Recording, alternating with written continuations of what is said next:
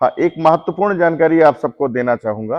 ये जो प्लेटफॉर्म है कैरियर नॉक्स का, इसके माध्यम से साप्ताहिक शेड्यूल आपको क्या प्रोवाइड किया जाता है, ये आप देख लीजिए।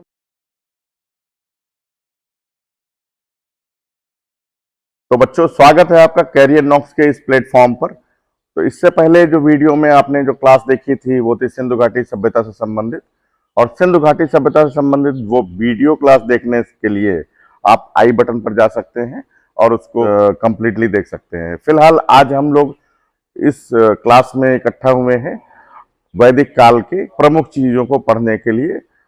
बच्चों, वैदिक काल से बहुत सारे क्वेश्चंस कॉम्पिटिटिव एग्जाम में आते हैं। बच्चों, अगर आपने गौर किया होगा तो आपने देखा होगा कि कॉम्पिटिटिव एग्जाम में वैदिक सभ्यता या वैदिक काल से काफी प्रश्न पूछे जाते हैं। तो आज इस वीडियो क्लास को लेकर हम इसीलिए उपस्थित हुए हैं कि जो नई नई जानकारियां जो प्रश्न के माध्यम से क्वेश्चन पेपर में आती हैं, तो वो एक वीडियो में किस तरह से संकलन उसका हो, किस तरह से उसको समाहित किया जाए। तो ये हम कोशिश करने जा रहे हैं कि जो प्रश्न आते हैं वो लगभग लगभग सारे प्रश्न इस वीडियो क्लास में वैदिक सभ्यता से संबंधित आए। तो इस वीडियो को पूरा देखिएगा। तो शुरू करते हैं वैदिक काल से संबंधित मुख्य मुख्य जानकारियां, जिसमें हम पढ़ेंगे पूर्व वैदिक काल, उत्तर वैदिक काल, और पूर्व वैदिक काल और उत्तर वैदिक काल से संबंधित उनके सामाजिक, आर्थिक, राजनैतिक, धार्मिक जीवन कैसे होते थे, किस प्रकार के होते थे।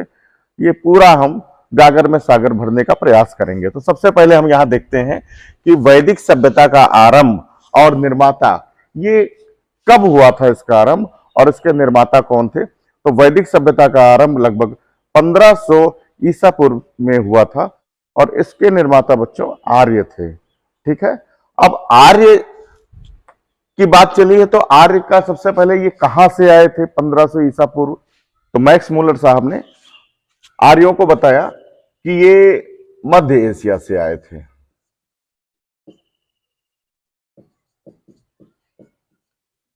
और डॉक्टर संपूर्णानंद ने बताया कि ये आल्पस पर्वत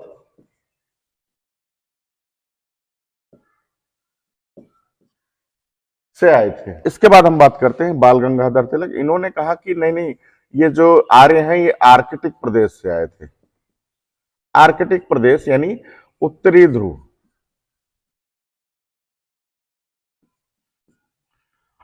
दयानंद सरस्वती ने कहा नहीं, ये जो है तिब्बत से आए थे। सबके अलग अलग मत।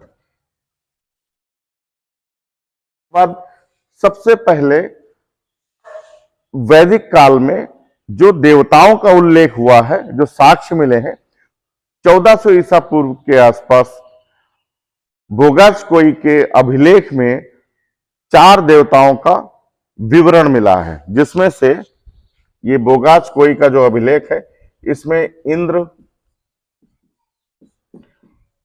वरुण, मित्र तथा वात्सल्य, ये 4 देवताओं का जिक्र किया गया है। अब बच्चों, पूर्व वैदिक काल और उत्तर वैदिक काल क्या है, थोड़ा सा इस पे हम प्रकाश डालेंगे। ऋग्वेद से जो प्राप्त ज्ञान है, उस ज्ञान के काल को हम पूर्व वैदिक काल कहते हैं।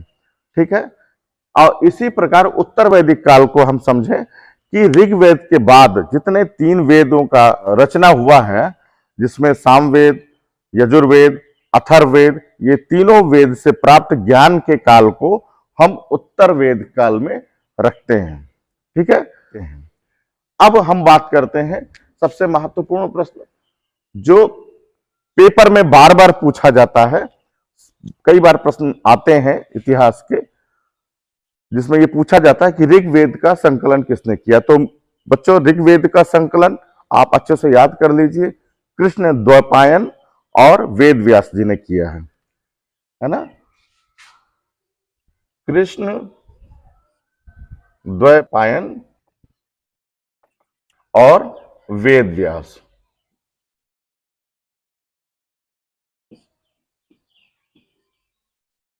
इन्होंने ऋग्वेद की रचना नहीं बल्कि संकलन किया। जितने उस समय के ज्ञान थे उसको एक जगह पे लाके, और इससे संबंधित हम आगे बहुत सारी चीज पढ़ेंगे। तो ऋग्वेद के सबसे पहले जो प्रमुख मंडल हैं, देखिए ऋग्वेद में 10 मंडल होते हैं, लेकिन सबकी आवश्यकता नहीं लगती है। मुख्यतः 3-4 मंडल की आवश्यकता लगती है कि वो किससे संबंधित है। इस तरह के प्रश्न आते हैं, जिसमें सबसे पहला हम बात करते हैं कि तृतीय मंडल।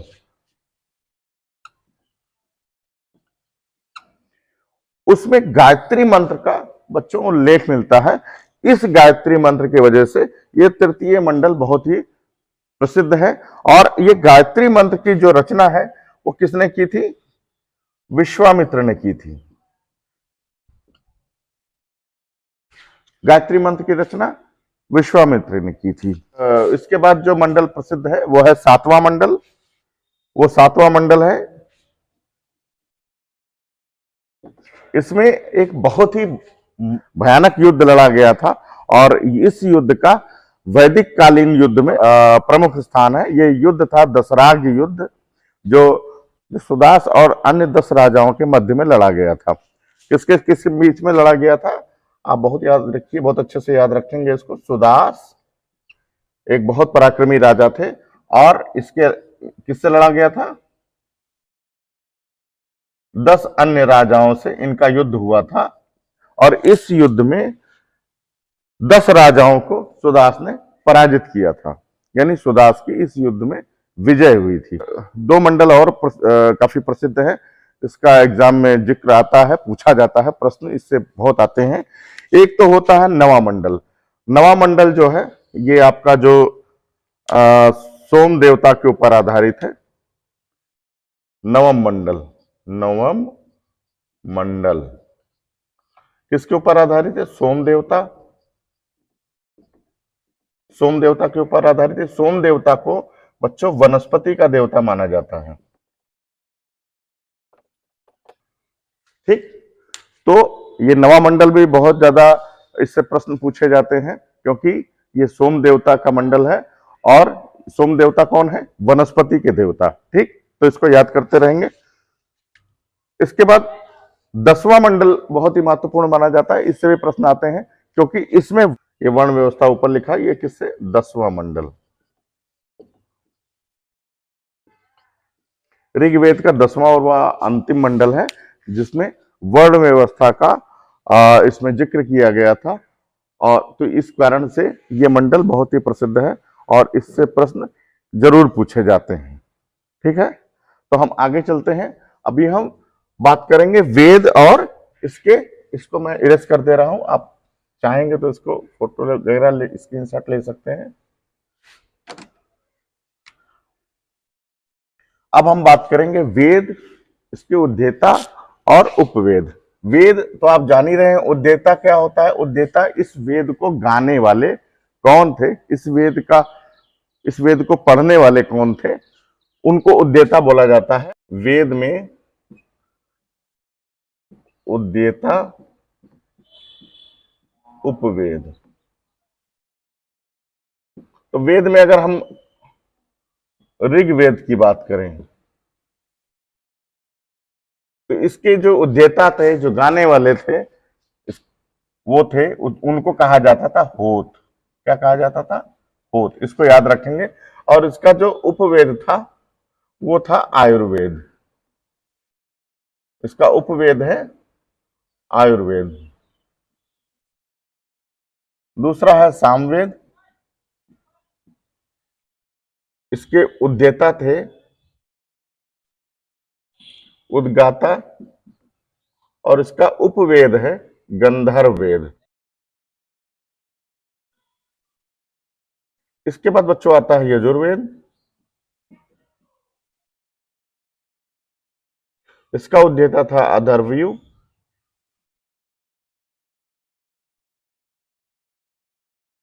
और उपवेद था धनुर्वेद। इसके बाद सामवेद की बात हम करेंगे। सामवेद में उद्देता थे ब्रह्मा, और वेद इसका था शिल्प वेद। तो बच्चों वेद के विषय में इस तरह प्रमुख जानकारी इसकी है। इससे संबंधित भी प्रश्न आते हैं कि फलावेद का उद्देता कौन है या फिर फलावेद का उपवेद कौन है। ठीक है, तो ये कंप्लीट जानकारी इस माध्यम से आपको ये मिल जाती है और इसको अच्छे से याद कर लीजिएगा। इसके बाद थोड़ी चर्चा हम उपनिषदों की करते हैं।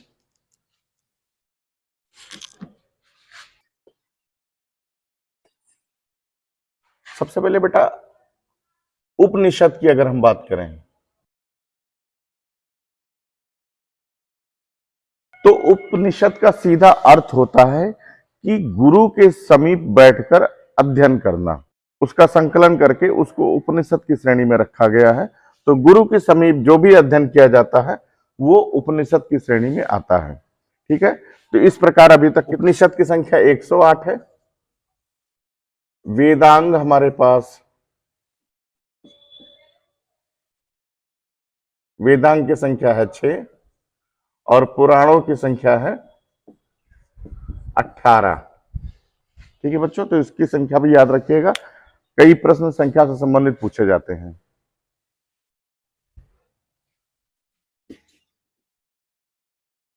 तो अब हम बच्चों पढ़ेंगे उपनिषद, उनके आरण्यक और उससे संबंधित वेदों के विषय में। ठीक है, तो पहले इसको हम इरेज कर दें। तो यहां पे हम लिखेंगे उपनिषद, इससे संबंधित आरण्यक को यहां पे लिखेंगे और इससे संबंधित वेद को यहां लिखेंगे। ठीक है, ये बहुत इंपॉर्टेंट चीज है और इतिहास के प्रश्न में जरूर पूछे जाते हैं। जैसे टीजीटी, पीजीटी, यूपीएससी में जो इतिहास के पेपर होते हैं या इतिहास के जो प्रश्न आते हैं उसमें प्राचीन इतिहास से ये सारे प्रश्न बहुत ही इंपॉर्टेंट प्रश्न होते हैं और काफी मात्रा में इससे संबंधित प्रश्न पूछे जाते हैं। ठीक है, तो इसको बहुत ध्यान से देखना है और इसको अच्छे से तैयार करना है।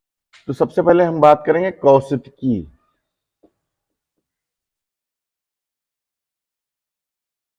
और ऐत्रेय। इस उपनिषदों का आरण्यक है सेम कौशिकी और ऐत्रेय, और इससे संबंधित वेद जो है वो ऋग्वेद है।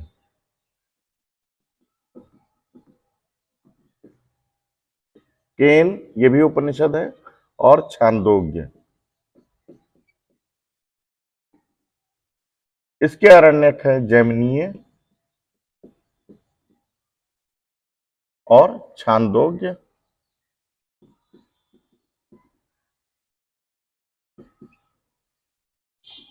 और इसका जो संबंधित वेद है यहां पे लिख देंगे संबंधित सामवेद। अब हम बात करेंगे तैत्तिरीय,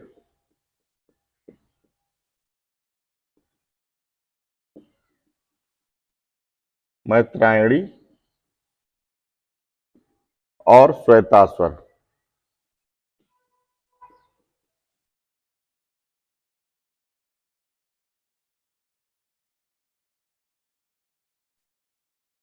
तो इससे संबंधित जो आरण्यक है वो है तैत्तिरीय,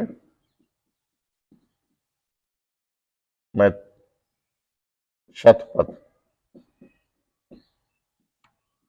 और संबंधित वेद है यजुर्वेद।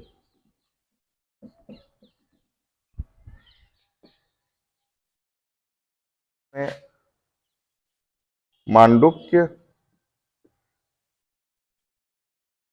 मुंडक और प्रश्न, इन उपनिषदों का जो आरण्यक है वो कोई नहीं है, इनके कोई आरण्यक नहीं है और इनका जो संबंधित वेद है वो अथर्ववेद है। तो इसको अच्छे से आप इसको पढ़ लेंगे। ठीक है, अब आगे हम बात करेंगे पूर्व वैदिक काल में सामाजिक जीवन किस प्रकार का था। बहुत इंपॉर्टेंट प्रश्न इसमें आते हैं। पूर्व वैदिक काल में सामाजिक जीवन किस प्रकार के थे? पूर्व वैदिक काल के सामाजिक जीवन।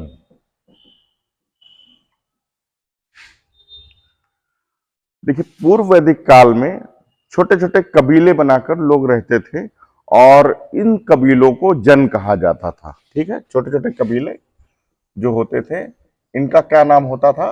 कबीला को जन कहा जाता था। इस कबीले का जो प्रमुख व्यक्ति होता था, वो एक प्रकार से इसका शासक कहा जाता था और उसको जो पद नाम दिया जाता था, राजन,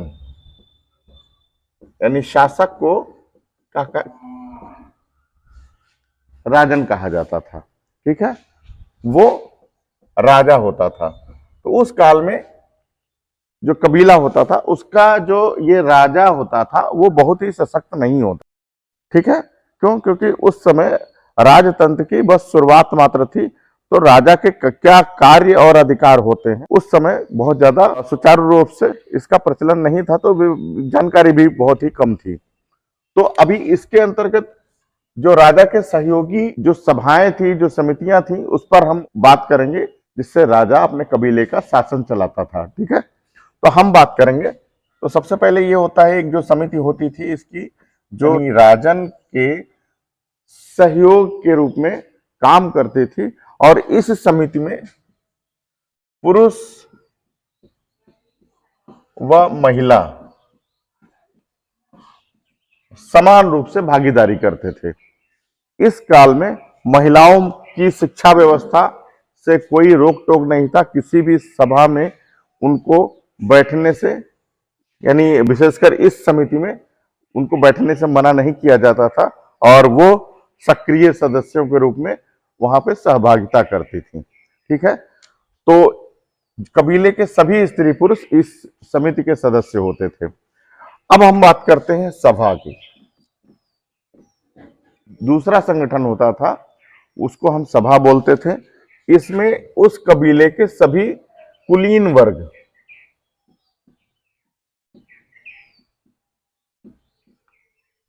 वर्ग, इस सभा में आते थे। तो बच्चों, सभा के बाद विदत तीसरी सभा थी, तीसरा संगठन था, जिसमें महिलाएं और पुरुष दोनों इसमें बराबर के भागीदार थे। इस संगठन का निर्माण इसलिए किया जाता था क्योंकि ये कबीले जो लूट से सामान लाते थे या फिर फसल से जो उपजे हुए जो अनाज होते थे, उनका बंटवारा होता था। तो इस विदत नाम के ही सभा में वो बंटवारा होता था। तो इसमें जो है, इसका बहुत महत्व था क्योंकि इससे उनकी आय निर्धारित होती थी। जो उस काल में जो स्त्री पुरुष थे, उनकी आय इस विदत सभा से ही निर्धारित होती थी। ठीक है, इसके अलावा एक बहुत महत्वपूर्ण संगठन था जिसको हम गण के नाम से जानते हैं। गण, ये पूरा संगठन कुलीन वर्ग का था। जो राजतंत्रात्मक व्यवस्था थी, उसमें रत्निन की बहुत महत्वपूर्ण भूमिका थी। रत्निन क्या होते हैं? रत्निन वे होते हैं जिनसे राजन या राजा अपना शासन चलाता था। रत्निन में कौन कौन आते हैं? बहुत महत्वपूर्ण नाम है, प्राचीन जो वैदिक काल है उसमें। तो इसमें आते थे पुरोहित वर्ग,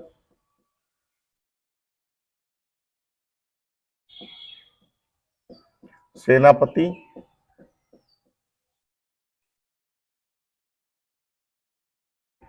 और एक पद होता था पुरुष और एक होता था स्पर्श। तो बच्चों, पुरोहित का पद उन लोगों को मिलता था जिनको धर्म कर्म के काम में, जिनको प्रमुख रूप से देखा जाता था कि यानी उनका कहना माना जाता था, उनके हिसाब से ही सारे धार्मिक निर्णय लिए जाते थे। दूसरा चीज, सेनापति जो होता था, इनको सेना का प्रमुख माना जाता था। पुरुष जो होता था, ये किले की रक्षा करने के लिए होता था। ये दुर्ग की रक्षा करता था, दुर्ग की सुरक्षा करता था।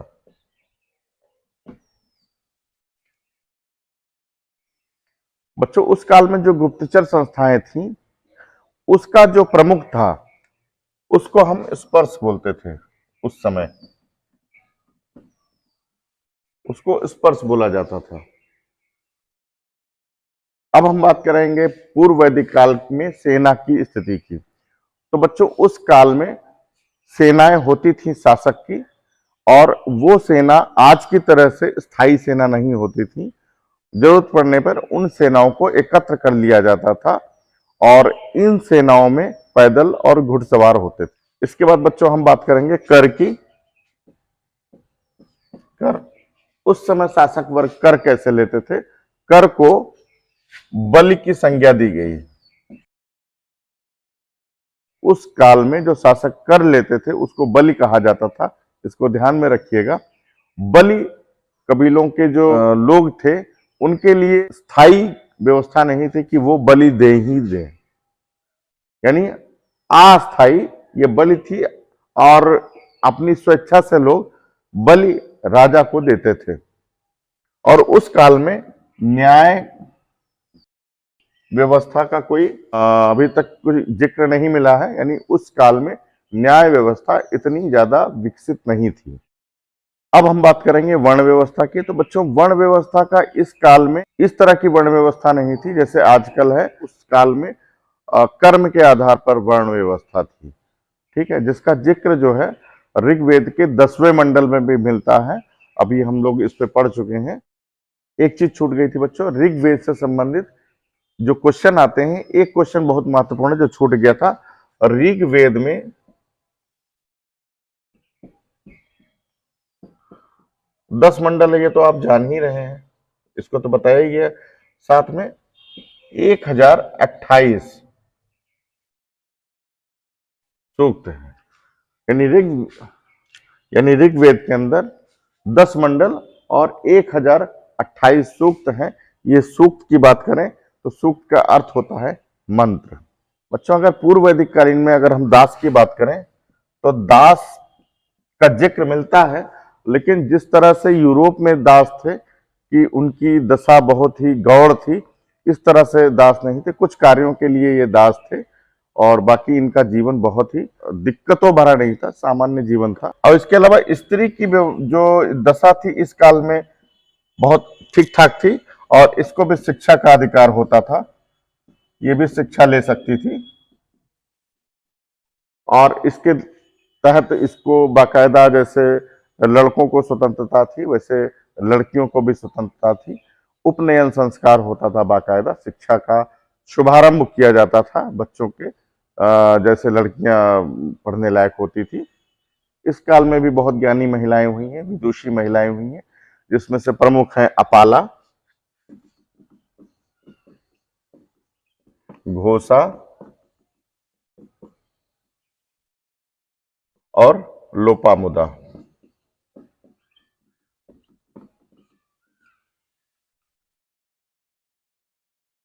इस काल में अगर हम बाल विवाह की बात करें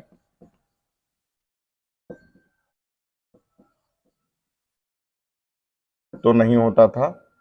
दहेज प्रथा की बात करें तो नहीं होता था। नियोग विवाह की बात करें तो होता था, और पुनर्विवाह की बात करें तो ये भी होता था। नियोग विवाह उसे कहते हैं जैसे पति की मृत्यु हो जाने के बाद स्त्री अपने देवर से विवाह कर ले, उसे नियोग विवाह कहा जाता था। तो उस काल में ये प्रथा विद्यमान थी, और पुनर्विवाह की प्रथा भी विद्यमान थी। अगर हम भोजन की बात करें तो दोनों प्रकार के भोजन चलते थे, यानी शाकाहारी भी और मांसाहारी भी, दोनों प्रकार के भोजन लोग खाते थे। अगर हम मनोरंजन की बात करें तो पासा खेलना, घुड़दौड़, कुश्ती आदि मनोरंजन के खेल थे। और परिवार जो था वो पितृ सत्तात्मक था, और यह काल ग्रामीण व्यवस्था का काल था। इससे पहले बच्चों जो काल था, जो हमने पिछले वीडियो में पढ़ा, सिंधु घाटी सभ्यता, वो नगरीय सभ्यता थी, लेकिन ये वैदिक काल ये ग्रामीण सभ्यता है। अगर हम बिजनेस की यानी व्यवसाय की बात करें कि उस काल में लोग अपनी आजीविका के लिए किस प्रकार का व्यवसाय करते थे, तो व्यवसाय में उस काल में एकमात्र व्यवसाय था और वह था पशुपालन। सबसे प्रथम लेवल पर पशुपालन था और दूसरे लेवल पर कृषि था।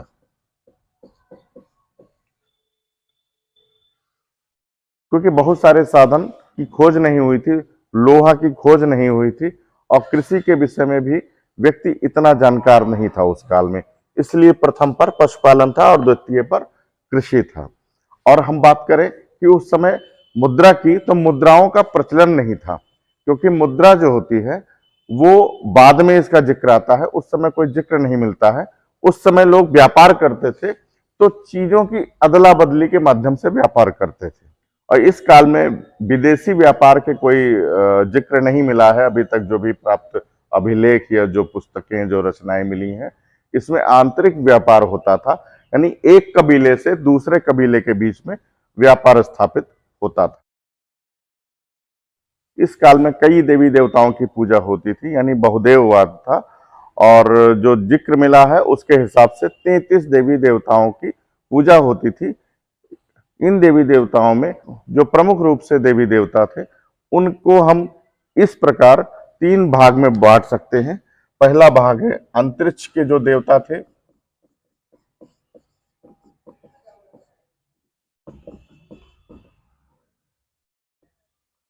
उनके लिए। दूसरा भाग था पृथ्वी के देवता,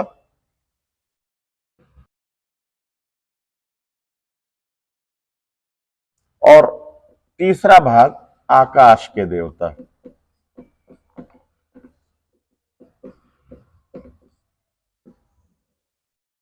तो बच्चों, जो अंतरिक्ष के देवता थे उसमें इंद्र, मारुत, रुद्र और वायु, इन देवता का जिक्र आता है। और पृथ्वी के देवताओं में अग्नि, सोम, पृथ्वी, बृहस्पति, ये पृथ्वी के देवता थे। और आकाश के देवता सूर्य,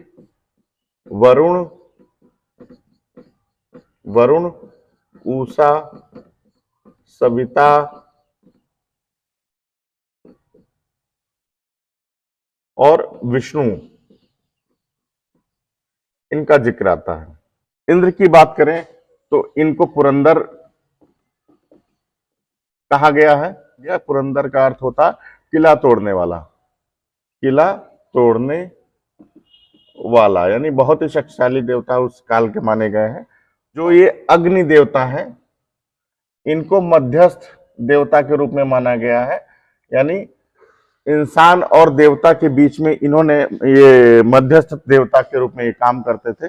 जब हवन इत्यादि होता था तो देवताओं को वो हवन इत्यादि या जो भी हम अर्पण करते हैं यज्ञ के माध्यम से, वो उन तक पहुंचे, इसलिए तो यज्ञ के माध्यम से अग्नि में जो भी हम अर्पण करते थे वो उन देवताओं तक पहुंचता था। तो यानी इनके माध्यम से उन देवताओं तक पहुंचता था, तो इसे इसलिए इनको मध्यस्थ देवता की संज्ञा भी दी जाती है। वरुण देवता को वर्षा का देवता कहा गया, जल का देवता, वर्षा का देवता।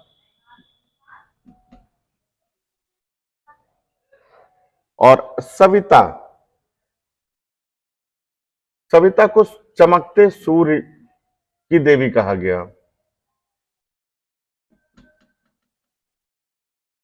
चमकते सूर्य की बात करें तो सविता का नाम आता है। तो इस प्रकार हम देखते हैं कि 33 देवी देवताओं जिनकी पूजा होती थी पूर्व वैदिक काल में, उसमें ये कुछ प्रमुख देवी देवता हैं जो अंतरिक्ष के देवता और पृथ्वी के देवता और आकाश के देवता में इनकी अलग अलग श्रेणियां विभाजित हैं। तो इसी के साथ ये वीडियो क्लास काफी लंबा ना हो जाए, इसलिए इसको यहाँ पे रोका जाता है। और आगे की जानकारी अगले क्लास यानी पार्ट 2 में आपको दी जाएगी। हाँ, एक महत्वपूर्ण जानकारी आप सबको देना चाहूंगा। अभी जो साप्ताहिक शेड्यूल है ये आप लोग नोट कर लीजिए कहीं पे। हमारे यहाँ ये जो प्लेटफॉर्म है कैरियर नॉक्स का, इसके माध्यम से साप्ताहिक शेड्यूल आपको क्या प्रोवाइड किया जाता है, क्या सुविधाएं प्रोवाइड की जाती हैं, ये आप देख लीजिए। मैं इस पर नोट कर दे रहा हूं और आप अपने पास कहीं पे इसका या तो स्क्रीनशॉट ले लीजिए या तो फिर इसको नोट कर सकते हैं आप। ठीक है, तो 7 दिन होते हैं जिसमें से सोमवार, मंगलवार, बुधवार, गुरुवार, शुक्रवार और शनिवार। अभी रविवार को ब्रेक रखा जाएगा और यह सोमवार में इतिहास के क्लासेस होंगे, बुधवार में इतिहास के क्लासेस होंगे और शुक्रवार में इतिहास के क्लासेस होंगे। इसके अलावा जो बचे हुए दिन हैं इसमें फिजिक्स के क्लासेस होंगे यानी भौतिक विज्ञान के क्लासेस होंगे।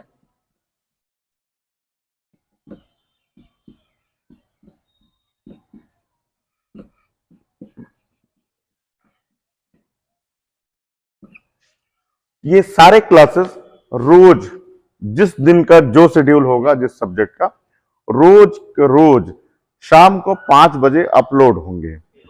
अगर कोई एक्स्ट्रा क्लास हो रहा है तो ये दिन में 12 बजे आपको अपलोड होके मिलेगा और ये क्लास होगा 1 शॉट का। ठीक है, तो मिलते हैं वैदिक काल पार्ट 2 में।